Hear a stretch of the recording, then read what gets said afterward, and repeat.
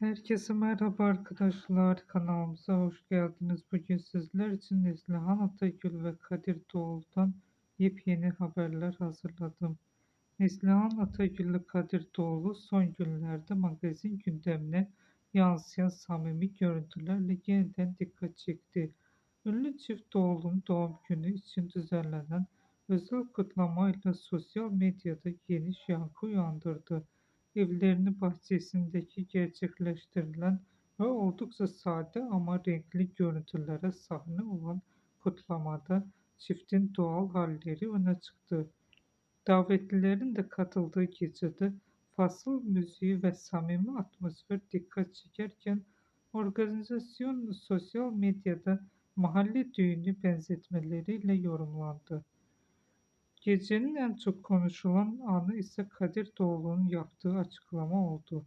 Ünlü oyuncu konuşmasında dikkat çeken ifadeler kullanırken eşi Neslihan Atagül'ün bu sözleri kahkahalarla karşılık verdiği görüldü. Çiftin eğlenceli ve içten halleri kısa sürede gündem olurken paylaşılan görüntüler hayranları tarafından yoğun ilgi gördü. Uzun süredir ilişkilerini göz önünde yaşamamayı tercih eden Neslihan Atagül ve Kadir Doğulu'nun bu samimi anları çiftin arasındaki bağın güçlü şekilde devam ettiğini bir kez daha ortaya koydu. 2016 yılında evlenen ve yıllardır birlikteliklerini sürdüren çift magazin dünyasında hala en dikkat çeken ilişkilerden biri olarak gösteriliyor.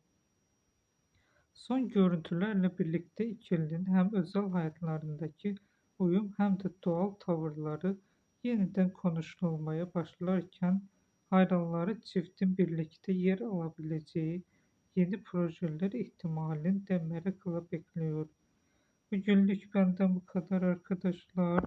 Kanalımıza abone olmayı unutmayın. Bizi izlediğiniz için teşekkür ederim.